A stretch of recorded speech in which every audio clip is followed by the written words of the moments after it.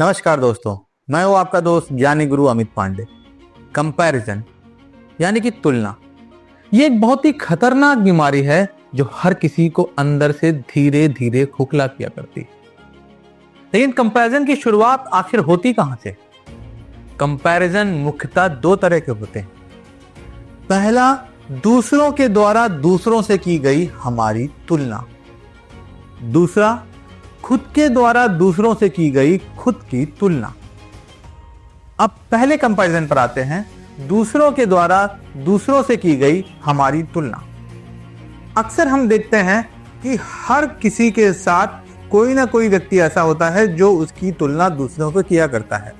हमारे परिवार में वो हमारे पेरेंट्स हो सकते हैं, हमारे सिबलिंग्स हो सकते हैं, हम परिवार से बाहर निकले तो हमारे फ्रेंड्स हो सकते हैं, वो हमारे रिलेटिव्स हो सकते हैं, और इवन वो हमारा समाज हो सकता है।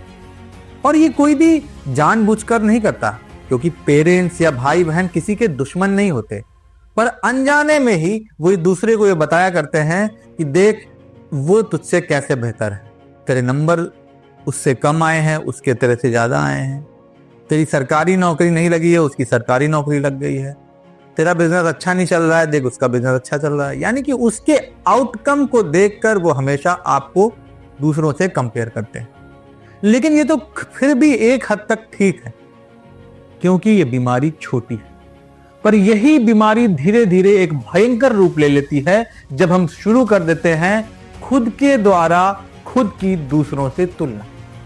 क्योंकि अब ये बीमारी दिखे भले ना, लेकिन अंदर घर कर चुकी है, और यहीं पे खेल शुरू होता है डिप्रेशन, एंजाइटी और तमाम तरह की निगेटिव विशियस सर्कल का, जिसमें एक व्यक्ति फंस जाता है। क्यों? क्योंकि वो खुद की तुलना दूसरों से हर समय किया करता है, और दोनों ही केस में बिना ये जाने कि बिना कंप्लीट एनालिसिस किए, क्योंकि वो सिर्फ और सिर्फ आउटकम से कंपेयर कर रहा है, ना कि पूरे के पूरे प्रोसेस और पूरी की पूरी जर्नी से कंपेयर कर रहा है। क्यों?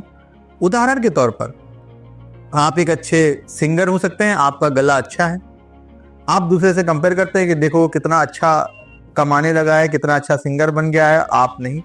लेकिन हम ये भूल जाते हैं कि हमको जब कंपेयर करना है तो कंप्लीट तरीके से कंपैरिजन करना ही सही होता है। आधा अधूरा कंपैरिजन किसी भी काम का नहीं होता। हो सकता है उसका बैकग्राउंड ऐसा हो, उसके फैमिली में उसके फादर या उसके भाई बहन वो खुद थोड़ा वो सिंगिंग करते हो, वो जागरण करते हो, वो पार्टी में गाते हो, और कहीं ना कहीं उनका बैकग्राउंड ऐसा है जिससे नेचुरली उसको वो प्लेस मिल जाता है जो दूसरे को नहीं मिल पाता। और ग्रोथ या प्रोग्रेस जितनी नेचुरल होती है उतनी देर से ही सही पर टिकाऊ होती है, और जितनी फोर्स्ड होती है उतनी जल्दी ही भले मिल जाए पर वो टिकाऊ नहीं होती, और कहीं ना कहीं वो दर्द भी हमें ज्यादा दे जाती है। यानी कि दोस्तों, मेरा सिर्फ कहना इतना है कि अगर तुलना करना कोई बुरी बात नहीं, पर अगर आपको तुलना करना ही है तो सिर्फ उस दूसरे व्यक्ति के आउटकम से अगर आप तुलना करेंगे बिना उसकी स्थिति, परिस्थिति, बैकग्राउंड और उसके माइंडसेट को समझे, तो कहीं ना कहीं वो गलत होगा। अगर आपको तुलना करना ही है तो आप तुलना इसलिए करिए कि हम उससे ये एनालाइज करना चाहते हैं कि उसके साथ क्या क्या प्लस थे और उसके साथ क्या क्या माइनस थे, उसने कैसे मैनेज किया, और उसमें से क्या चीज ऐसी है जो मेरे से मैच खाती है। क्योंकि हर किसी की लाइफ में सब कुछ अच्छा या सब कुछ बुरा नहीं होता। हर किसी की लाइफ में कुछ कुछ अच्छा और कुछ कुछ बुरा होता है। अगर हम हर किसी के साथ कंपेयर करते हुए उसकी अच्छी चीजों को हमारे चीजों से रिलेट करके जो हमारे से मैच करती हैं उसको अडॉप्ट करें, तो वो हमारी स्ट्रेंथ बन जाएगी, बजाय इसके कि हम सिर्फ उसके आउटकम को देखें और पूरी एनालिसिस ना करें, और उसको सोचकर हम डिप्रेस होते रहें, परेशान होते रहें। और कहीं ना कहीं दोस्तों, ये और घातक तब बन जाती है, ये आपको सुसाइड के केस तक ले जा सकती है।